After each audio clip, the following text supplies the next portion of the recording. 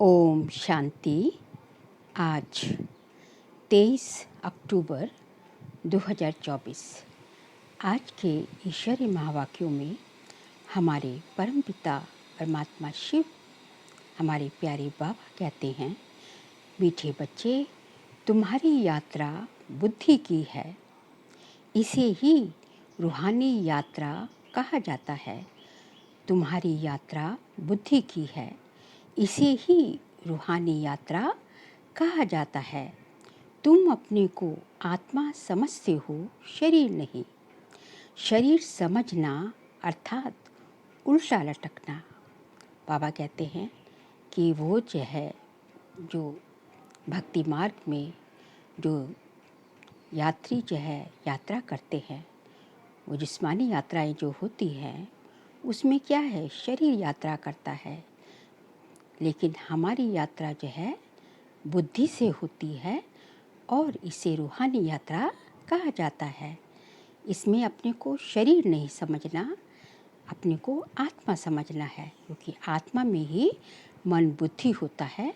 तो अपने को जब आत्मा समझेंगे और आत्मा समझ के बुद्धि से यात्रा करेंगे, तभी इसे रूहानी यात्रा कहा जाएगा। और यदि अपने को शरीर ही समझते रहेंगे तो इसका मतलब तुम क्या हो, तुम उल्टे लटकना। बाबा ने कहा अपने को शरीर समझना माना उल्टा लटकना। आज का प्रश्न है, माया के पंप में मनुष्यों को कौन सी इज्जत मिलती है? उत्तर है आसुरी इज्जत। मनुष्य किसी को भी आज थोड़ी इज्जत देते, कल उसकी बेइज्जती कर देते हैं, गालियाँ देते हैं। माया ने सबकी बेइज्जती की है, पतित बना दिया है। बाप आए हैं तुम्हें देवी इज्जत वाला बनाने। पतित बनना माना क्या? हमें हमारी माया ने बेइज्जती तो करी है, बेइज्जती तो करी है, पतित बनाया है। लेकिन भगवान आता है हमें इज्जतदार बनाने, देवी इज्जत वाला बनाने। ओम शांति। रूहानी बाप रूहों से पूछते हैं, कहाँ बैठे हो? तुम कहेंगे विश्व की रूहानी यूनिवर्सिटी में। रूहानी अक्षर तो वो लोग जानते नहीं। विश्वविद्यालय तो दुनिया में अनेक है। ये है सारे विश्व में एक ही रूहानी विद्यालय, एक ही पढ़ाने वाला है। क्या पढ़ाते हैं? रूहानी नॉलेज पढ़ाते हैं। तो ये है स्पिरिचुअल विद्यालय अर्थात रूहानी पाठशाला। स्पिरिचुअल अर्थात रूहानी नॉलेज पढ़ाने वाला कौन है, ये भी तुम बच्चे ही अभी जानते हो। रूहानी बाप ही रूहानी नॉलेज पढ़ाते हैं, इसलिए उनको टीचर भी कहते हैं। स्पिरिचुअल फादर पढ़ाते हैं। अच्छा, फिर क्या होगा? तुम बच्चे जानते हो, इस रूहानी नॉलेज से हम अपना आदि सनातन देवी देवता धर्म स्थापन करते हैं। एक धर्म की स्थापना, बाकी जो इतने सब धर्म हैं उनका विनाश हो जाएगा। इस स्पिरिचुअल नॉलेज का सब धर्मों से क्या ताल्लुक है, ये भी तुम अभी जानते हो। एक धर्म की स्थापना इस रूहानी नॉलेज से होती है। ये लक्ष्मी नारायण विश्व के मालिक थे ना, उनको कहेंगे रूहानी दुनिया। स्पिरिचुअल वर्ल्ड किसको? स्वर्ग को इस स्पिरिचुअल नॉलेज से तुम राजयोग सीखते हो, राजाई स्थापन होती है। अच्छा, फिर और धर्मों से क्या ताल्लुक है? और सभी धर्म विनाश को पाएंगे, क्योंकि तुम पावन बनते हो तो तुमको नई दुनिया चाहिए। इतने सब अनेक धर्म खत्म हो जाते हैं, एक धर्म रहेगा। उसको कहा जाता है विश्व में शांति का राज्य। अभी है पतित अशांति का राज्य, फिर होगा पावन शांति का राज्य। अभी तो अनेक धर्म है, कितनी अशांति है, सब पतित ही पतित है। रावण का राज्य है ना।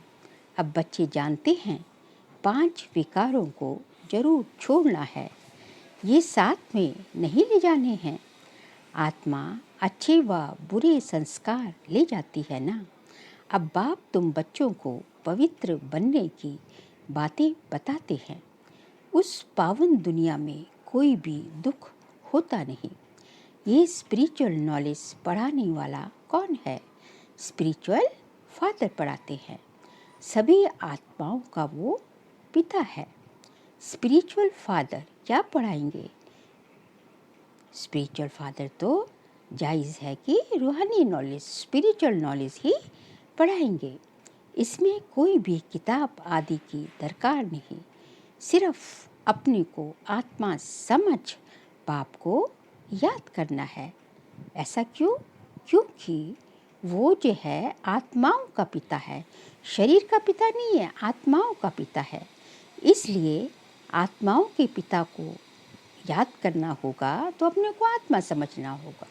तो इसलिए बाबा कहते हैं मुझे अपने को आत्मा समझ मुझे याद करो। पावन बनना है। बाप को याद करते करते अंतमति सोगति हो जाएगी। ये है याद की यात्रा। यात्रा अक्षर अच्छा है। वे है जिस्मानी यात्राएं और ये है रूहानी यात्रा। उसमें तो पैदल जाना पड़ता है, हाथ पांव चलाते हैं। किसमें? जिस्मानी यात्राओं में, तो तीर्थों पर जाते हैं। इसमें कुछ नहीं चलाना पड़ता, सिर्फ याद करना है। भल कहाँ भी घूमो फिरो, उठो बैठो, बस अपने को आत्मा समझ बाप को याद करो। डिफ़िकल्ट बात नहीं है, सिर्फ याद तो करना है। ये तो रियलिटी है। आगे तुम उल्टे चल रहे थे। कैसे चल रहे थे उल्टे?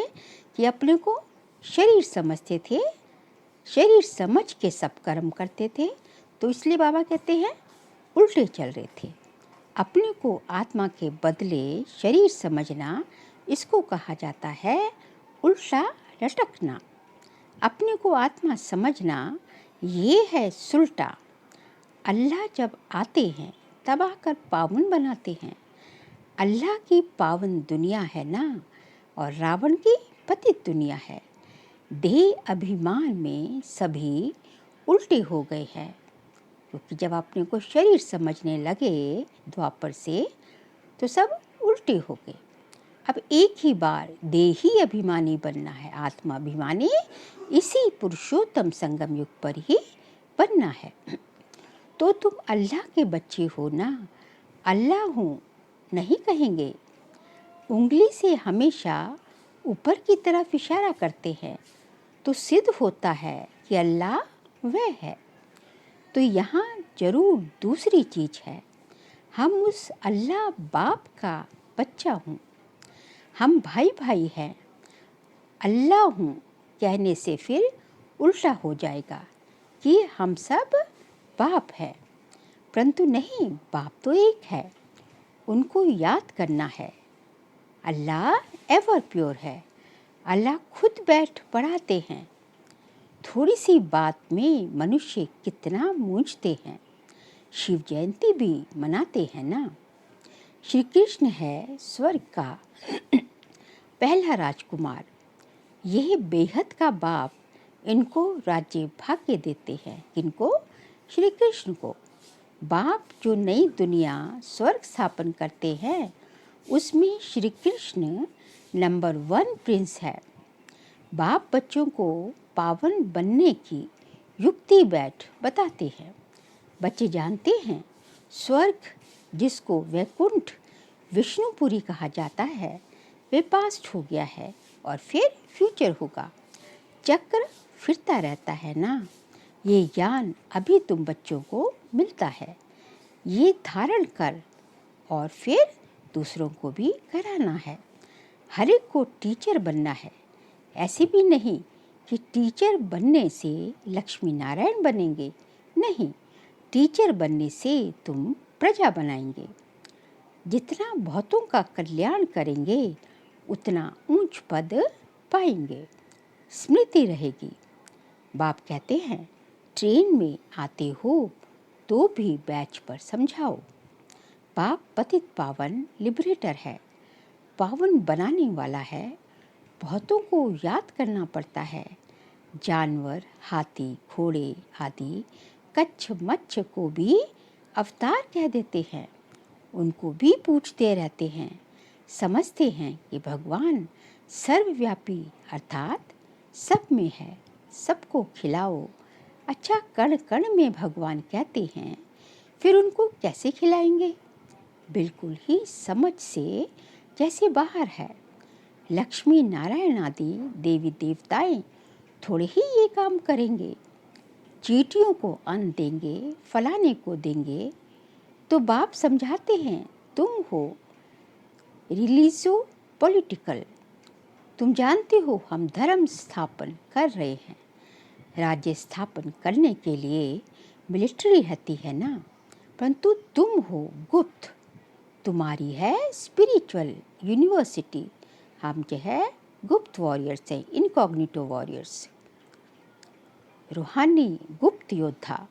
सारी दुनिया के जो भी मनुष्य मात्र हैं, सब इन धर्मों से निकल अपने घर जाएंगे। आत्माएं चली जाएंगी। वह है आत्माओं के रहने का घर। अभी तुम संगम युग पर पढ़ रहे हो, फिर सतयुग में आकर राज्य करेंगे और कोई धर्म वहाँ नहीं होगा। गीत में भी है ना, बाबा आप जो देते हो वह और कोई दे ना सके। सारा आसमान, सारी ही धरनी तुम्हारी रहती है। सारे विश्व के मालिक तुम बन जाती हो। ये भी अभी तुम समझते हो। नई दुनिया में ये सभी बातें भूल जाएंगे। इसको कहा जाता है रूहानी स्पिरिचुअल नॉलेज। तुम बच्चों की बुद्धि में है कि हम हर 5000 वर्ष के बाद राज्य लेते हैं और फिर गंवाते हैं। ये 84 का चक्र फिरता ही रहता है। तो पढ़ाई पढ़नी पड़े तभी जा सकेंगे। पढ़ेंगे नहीं तो नई दुनिया में नहीं जा सकते। वहाँ का तो लिमिटेड नंबर है। नंबरवार पुरुषार्थ अनुसार वहाँ जाकर पद पाएंगे। इतने सब तो पढ़ेंगे नहीं। अगर सभी पढ़ें तो फिर दूसरे जन्म में राज्य भी पाएं। पढ़ने वालों की लिमिट है। सतयुग त्रेता में आने वाले ही पढ़ेंगे। तुम्हारी प्रजा बहुत बनती रहती है। देरी से आने वाले पाप तो भस्म कर ना सके। जो देरी से आएंगे उनके पाप अपने पूरे भस्म जो है योग से नहीं होंगे। पाप आत्माएं तो फिर सजाएं खाकर बहुत थोड़ा पद पा लेंगी। बेइज्जती होगी ना। जो अभी माया की बहुत इज्जत वाले हैं वह बेइज्जत बन जाएंगे। ये है ईश्वरीय इज्जत और वह है आसुरी इज्जत। ईश्वरीय अथवा देवी इज्जत और आसुरी इज्जत में रात दिन का फर्क है। हम आसुरी इज्जत वाले थे, अब फिर देवी इज्जत वाले बन रहे हैं। आसुरी इज्जत से बिल्कुल बेगर बन जाते हो। ये है कांटों की दुनिया। तो ये है कांटों की दुनिया। तो बेइज्जती हुई ना, फिर इतनी इज्जत वाले बनते हो। यथा राजा रानी तथा प्रजा। बेहद का बाप तुम्हारी इज्जत बहुत ऊंच बनाते हैं। तो इतना पुरुषार्थ भी करना है। सब कहते हैं हम अपनी इज्जत ऐसी बनाएं, अर्थात नर से नारायण और नारी से लक्ष्मी बन जाएं। इनसे ऊंच इज्जत कोई की है नहीं। श्री लक्ष्मी और श्री नारायण से ऊंच इज्जत किसी की है नहीं। कथा भी नर से नारायण बनने की ही सुनते हो ना। अमर कथा, तीजरी की कथा ये एक ही है। ये कथा अभी ही तुम सुनते हो। तुम बच्चे विश्व के मालिक थे। फिर 84 जन्म लेते लेते नीचे उतरते आए हो। फिर पहला नंबर का जन्म होगा। पहले नंबर जन्म में तुम बहुत ऊंच पद पाते हो। राम इज्जत वाला बनाते हैं। यहाँ राम मतलब देवता का राम नहीं, यहाँ राम का मतलब परमपिता परमात्मा शिव हमें इज्जत वाला बनाते हैं और रावण बेइज्जतवान बना देते हैं। इस नॉलेज से ही तुम मुक्ति, जीवन मुक्ति को पाते हो। आधा कल्प रावण का नाम नहीं रहता। ये बातें अभी तुम बच्चों की बुद्धि में ही आती हैं, सो भी नंबरवार। कल्प कल्प ऐसे ही तुम नंबरवार पुरुषार्थ अनुसार समझदार बनते हो। माया गफलत कराती है। बेहद के बाप को याद करना ही भूल जाते हैं। भगवान पढ़ाते हैं, वह हमारा टीचर बना है, फिर भी एब्सेंट रहते हैं, पढ़ते नहीं हैं। दर दर धक्के खाने की आदत पड़ी हुई है ना। पढ़ाई पर जिनका ध्यान नहीं रहता है तो उनको फिर नौकरी में लगा देना होता है। धोबी आदि का काम करते हैं, उसमें पढ़ाई की क्या दरकार। व्यापार में मनुष्य मल्टी मिलियनर बन जाते हैं, नौकरी में इतना नहीं बनेंगे, उसमें तो फिक्स पगार मिलेगी। अब तुम्हारी पढ़ाई है विश्व की बादशाही के लिए। यहाँ कहते हैं ना हम भारतवासी हैं, पीछे फिर तुमको कहेंगे कि हम विश्व के मालिक हैं। वहाँ देवी देवता धर्म के सिवाय दूसरा कोई धर्म होता नहीं। बाप तुमको विश्व का मालिक बनाते हैं तो उनकी मत पर चलना चाहिए। कोई भी विकार का भूत नहीं होना चाहिए। ये भूत बहुत खराब हैं। कामी की हेल्थ बिगड़ती रहती है। जो काम विकार में जकड़ा हुआ रहता है, बाबा कहते हैं उनकी हेल्थ जो है बिगड़ती रहती है, ताकत कम हो जाती है। इस काम विकार ने तुम्हारी ताकत बिल्कुल खत्म कर दी है। नतीजा ये हुआ कि आयु कम होती गई, भोगी बन पड़े हो। कामी, भोगी, रोगी सब बन जाते हो। वहाँ विकार होता नहीं। सतयुग में विकारों का नामो निशान नहीं। तो योगी होते हैं, सदैव तंदुरुस्त, और आयु भी 150 वर्ष होती है। निरोगी काया, कंचन काया, वहाँ काल खाता नहीं।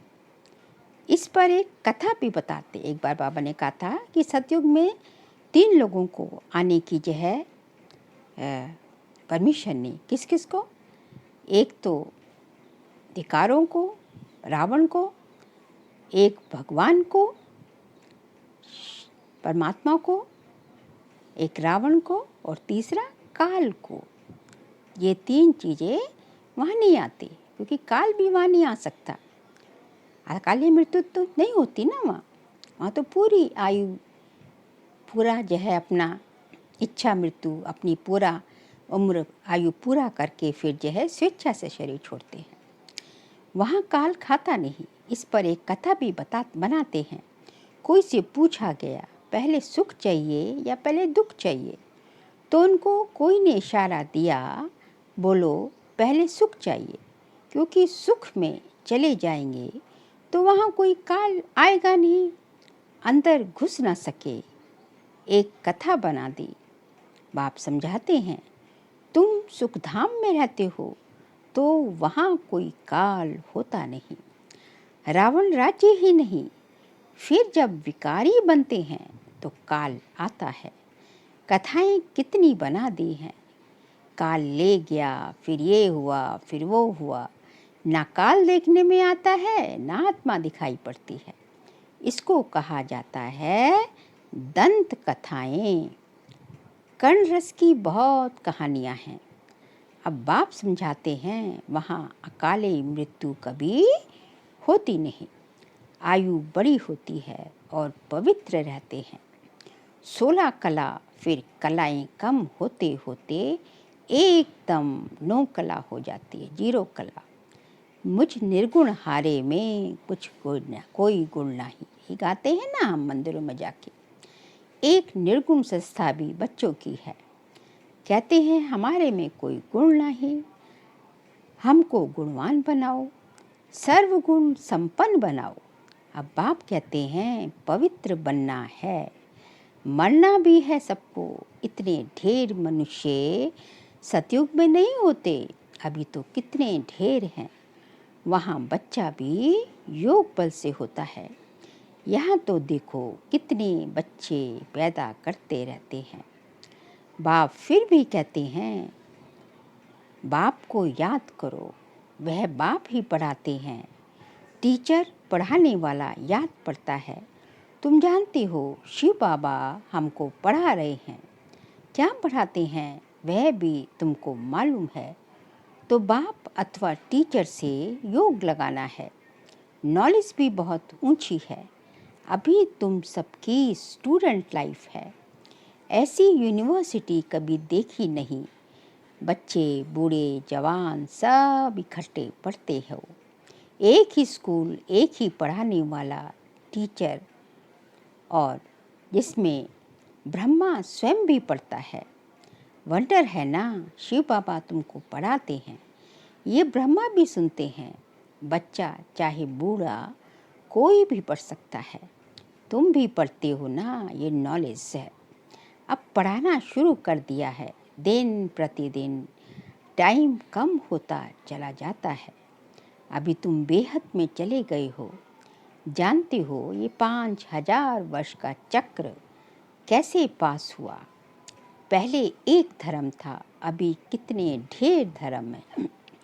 अभी सवर्निटी नहीं कहेंगे, इनको कहा जाता है प्रजा पे राज्य। पहले पहले बहुत पावरफुल धर्म था, सारे विश्व के मालिक थे।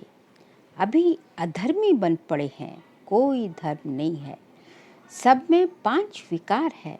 बेहद का बाप कहते हैं बच्चों अब धैर्य धरो, बाकी थोड़ा समय तुम इस रावण राज्य में हो। अच्छी रीति पढ़ेंगे तो फिर सुख धाम में चले जाएंगे। ये है दुख धाम। तुम अपने शांति धाम और सुख धाम को याद करो, इस दुख धाम को भूलते जाओ। आत्माओं का बाप डायरेक्शन देते हैं। हे रूहानी बच्चों, रूहानी बच्चों ने इन ऑर्गन्स द्वारा सुना। तुम आत्माएं जब सतयुग में सतु प्रधान थी तो तुम्हारा शरीर भी फर्स्ट क्लास सतु प्रधान था। तुम बड़े धनवान थे, फिर पुनर्जन्म लेते लेते क्या बन गए हो। रात दिन का फर्क है। दिन में हम स्वर्ग में थे और रात में हम नरक में हैं। इसको कहा जाता है ब्रह्मा का सो ब्राह्मणों का दिन और रात। 63 जन्म धक्के खाते रहे। रात में धक्के खाने पड़ते हैं ना, रास्ता दिखाई नहीं देता। अविनाशी रात है ना, किसकी, द्वापर कलयुग की अविनाशी रात। भटकते रहते हैं, भगवान कोई को मिलता ही नहीं। इसको कहा जाता है भूल भुलैया का खेल। तो बाप तुम बच्चों को सारी सृष्टि के आदि मध्य अंत का समाचार सुनाते हैं। अच्छा, मीठे मीठे सिखिल दे बच्चों प्रति माता पिता बाप दादा का याद प्यार और गुड मॉर्निंग। रूहानी बाप की रूहानी बच्चों को नमस्ते। हम रूहानी बच्चों की रूहानी बाप दादा को नमस्ते नमस्ते नमस्ते। सार के लिए पॉइंट से दर दर धक्के खाने की आदत छोड़ भगवान की पढ़ाई ध्यान से पढ़नी है। कभी एब्सेंट नहीं होना है। बाप टीचर, बाप समान टीचर भी जरूर बनना है। पढ़कर फिर पढ़ाना है। सेकंड पॉइंट, सत्यनारायण की सच्ची कथा सुन नर से नारायण बनना है। ऐसा इज्जतवान स्वयं को स्वयं ही बनाना है।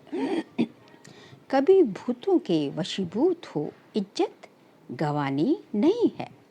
आज का बाबा का वरदान है संबंध और प्राप्तियों की स्मृति द्वारा सदा खुशी में रहने वाले सहज योगी भाव, संबंध और प्राप्तियों की स्मृति द्वारा सदा खुशी में रहने वाले सहज योगी भाव। सहज योग का आधार है संबंध और प्राप्ति। संबंध के आधार पर प्यार पैदा होता है और जहाँ प्राप्तियाँ होती हैं वहाँ मन बुद्धि सहज ही जाती है। तो संबंध में मेरेपन के अधिकार से याद करो, दिल से कहो मेरा बाबा, और बाप द्वारा जो शक्तियाँ, ज्ञान, गुणों का, सुख, शांति, आनंद, प्रेम का खजाना मिला है उसे स्मृति में इमर्ज करो। इससे अपार खुशी रहेगी और सहज योगी भी बन जाएंगे। स्लोगन है, देभान से मुक्त बनो तो दूसरे सब बंधन स्वतः ही खत्म हो जाएंगे। देभान से मुक्त बनो तो दूसरे सब बंधन स्वतः ही खत्म हो जाएंगे। दूसरे सब बंधन सब खत्म कैसे हो जाएंगे? क्योंकि सब बंधन जो है शरीर के द्वारा ही तो है ना, शरीर से ही अटैच है।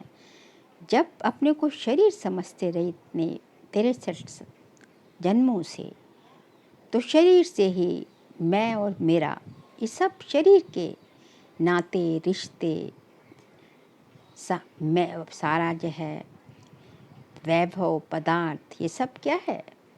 शरीर से लिंक है। और जब जो है देहांत से मुक्त होकर अपने को आत्मा समझने लगेंगे तो आत्मा का तो जो है बस, आत्मा का तो एक कौन है? परमात्मा। लेकिन जब देभान में रहते हुए शरीर समझते हैं तो शरीर से सब मैं और मेरा की एक जो है चक्रव्यूह में फंसे रहते हैं। इसलिए देभान से मुक्त बन जाएंगे तो स्वतः ही सारे बंधन खत्म हो जाएंगे। अच्छा, ओम शांति।